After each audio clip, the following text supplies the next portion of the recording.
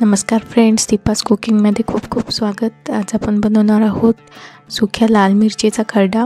अतिशय टेस्टी लागेल आणि खूप सोपी रेसिपी आहे। चला तर रेसिपीला सुरुवात करूया। इथे मिक्सरच्या भांड्यामध्ये 1 वाटी सुके लाल मिरची घेतलेली आहे मी। ह्याच्यात 5 ते 6 लसूण पाकळ्या घालूया। 2 चमचे शेंगदाणे घालायचे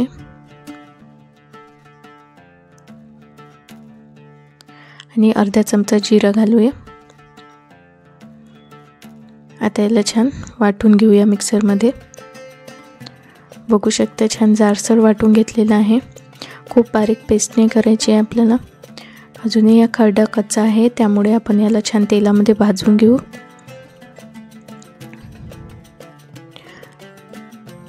इथे कढईमध्ये 3 चमचे तेल घातलेलं आहे मी।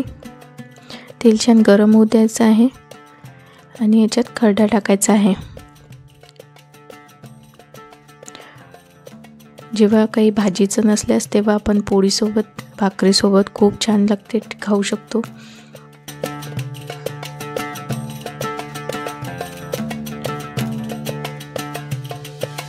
मस्त याला भाजून घ्यायचं आहे तेलामध्ये।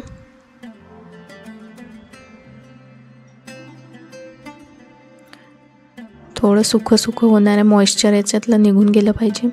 अर्धा चमचा मीठ घालायचं आहे।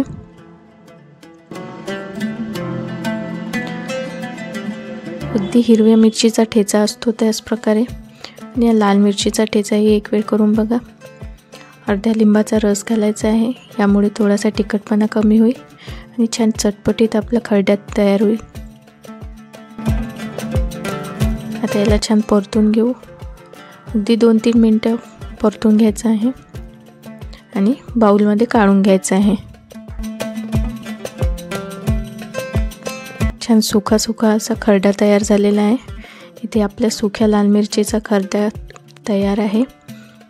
तुम्हीही नक्की करून बघा आणि रेसिपी आवडल्यास चॅनलला लाईक, शेअर आणि सबस्क्राईब करा। थँक्यू।